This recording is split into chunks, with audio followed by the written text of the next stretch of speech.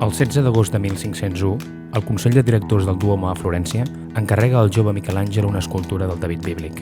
L'artista inicia el treball sobre un bloc de marbre refusat per altres autors.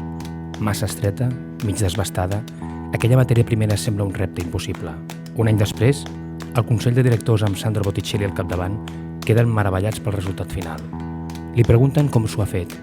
Miquel Àngel mostra les seves mans i contesta: David ja estava dins del bloc. Jo em vaig limitar a treure allò que sobrava.